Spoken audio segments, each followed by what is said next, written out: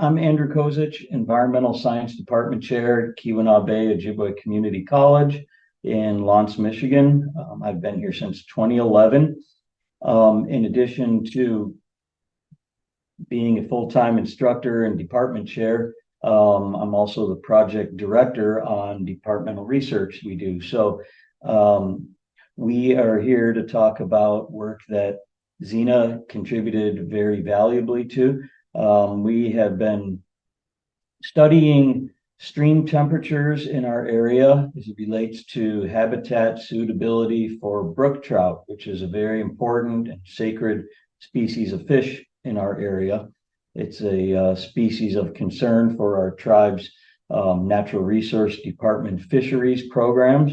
It's a fish that is stocked in many of our streams around here, so very culturally, economically important fish species. So our research has been ongoing since 2016. It's currently funded by a grant through USDA, National Institute of Food and Agriculture. And we were able to use that project as the foundation for Zelina's capstone research, which she will tell you about. Hi, my name is Zelina Huhta.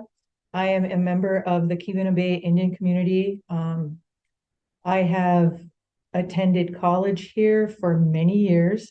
I have currently 2 degrees, one in business administration, one in liberal studies. I am currently working towards obtaining my degree in environmental science / sustainability emphasis, which I will receive in May of 2024.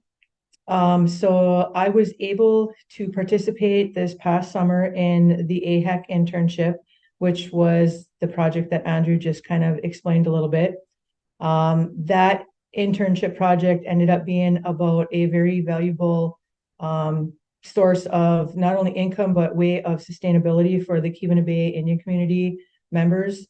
So they not only fish that to sell and, make a profit and sustain their families, but it's also a recreation source for many fishermen that come to the area to fish these particular types of fish. So it was very important. The other reason it's important is because it allows the Keweenaw Bay Indian Community tribal members to practice their treaty rights on the ceded territory. And the 15 streams that I was able to do research on, those are streams that we at KBIC-NRD, where I am employed through as the Lake Superior Program Coordinator, we stock brook trout in these streams. So again, it is very important, the research that we are doing in these streams.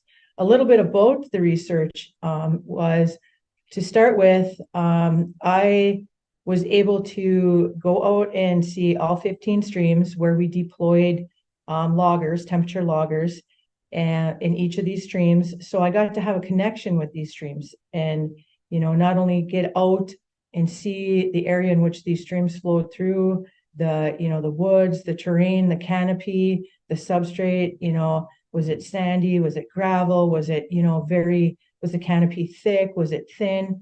And in developing those relationships, it really gives you a better idea of what you're dealing with, where your research is being conducted. So we deployed the loggers in the 15 different streams. And then in addition to that, we have 7 years of data that have been collected with these loggers that we had to then put into a spreadsheet, trimmed down. So from every 2 hours, we trimmed it down to every 4 hours. And we trimmed it down to months. So the months that were the most important, that being July, August, September, and October. Those are the months that we're really looking for the information, the temps, to see if any of these temps in these streams are getting above 70 degrees. We want it to be about 68. That's where the brook trout like it, and that's where they sustain and thrive the best in.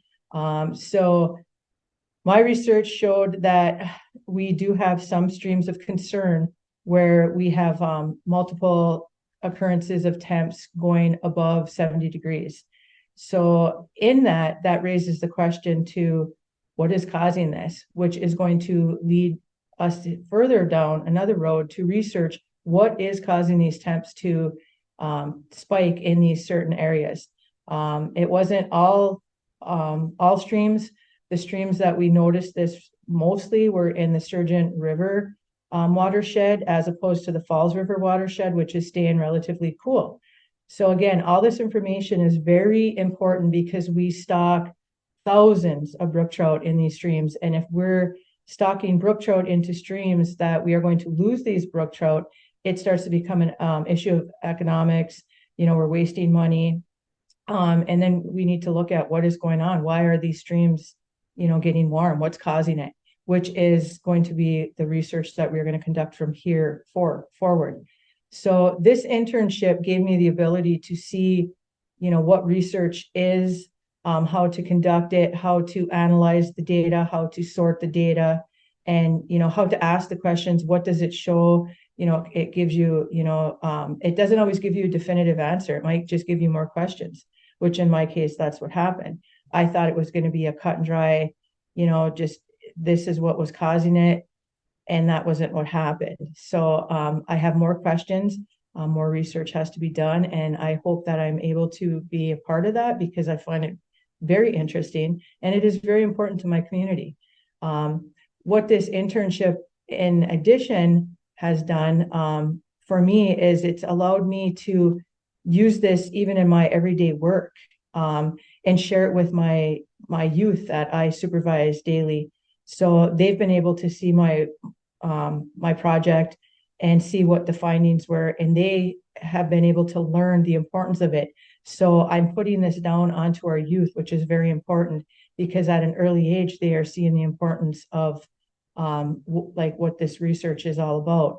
So, as far as my time here at KVOCC, the internship possibility or the internship with AIHEC was truly beyond anything I would ever have imagined. The mentorship was unreal. The collaborations I was able to make, it was just so valuable. I learned so much. I plan on hopefully presenting my project at the AIHEC conference this spring. I also presented this project at the Falcon conference in October, and I will be tying this into my capstone, and I will be delivering that in a day from now. So again, this has been an opportunity of a lifetime, and I've just gained so much knowledge and met so many amazing people along the way that it's been truly a wonderful project to be a part of. And Zena is also leading us into some really interesting territory, as she mentioned. The work that she did is our first glimpse of preliminary findings that are part of our next 4 years of our grant proposal. So we are at the very beginning of year one of a 4-year project. So she's kind of giving us some early direction that we'll be following up on, which brings in project co-project director, Bob Rabin. Hi, I'm Bob Rabin. I'm retired from NOAA as a research scientist in Oklahoma, and I joined as an adjunct here at KLBCC 3 years ago, I believe. And so, in regards to this project, there's a lot of NOAA data that can be used to maybe help understand some of these changes in water temperature, but also things that need to be done that aren't there, new observations. So hopefully with this, the new grant and the research that will proceed from here, we'll be able to make more measurements, snow depth and stream flow, specific to these streams that are so different. So it's an exciting time. Thank you, Zena, for starting us down that path. And great job with your capstone research project. Thank you.